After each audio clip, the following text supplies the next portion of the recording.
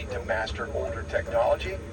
So do the operators. Retriever, each train actually has its own little quirks. They all have either stopping distance issues, and I say issues that there's a problem, but yet they are different. They accelerate differently, the doors open differently.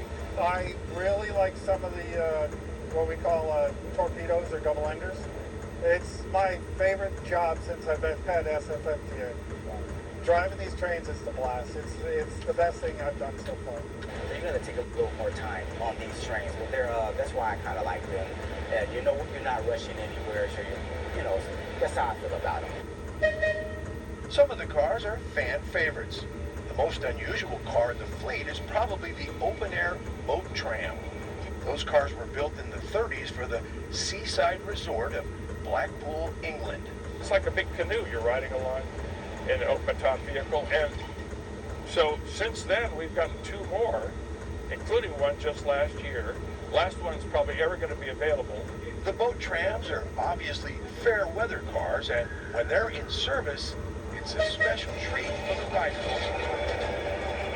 See this nowhere in particular, and we was like, can we just get on this? We have to use our senior clipper card. And they said, no, just get on. So here we are. So I always thought it was like a party bus or some kind of rented out trolley, but I'm glad to be able to be on here with everyone else, so yeah.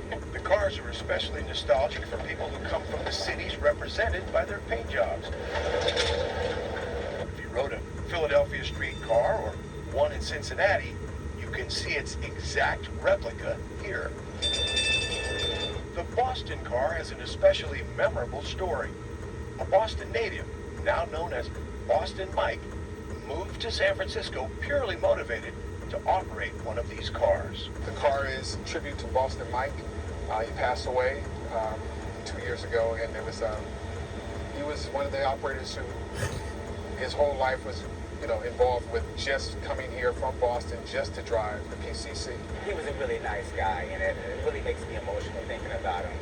But he was really a nice guy. That's why I kind of played to him. That kind of sentiment wasn't unique to Boston Mike.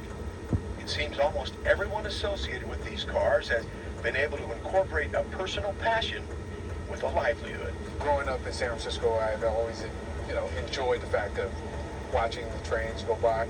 I guess Lionel train sets, I've enjoyed those.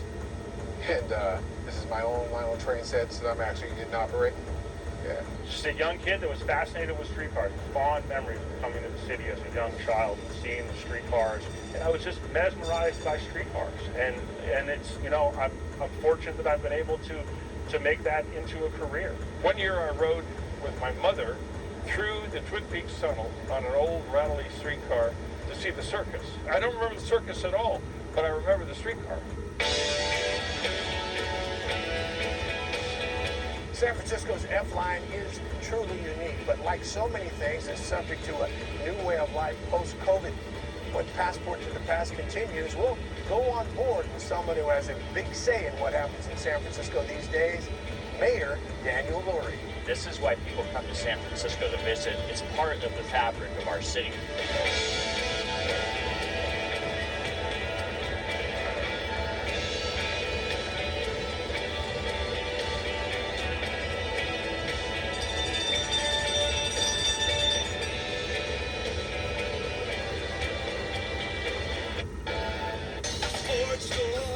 Ford Store Mortgage Deals.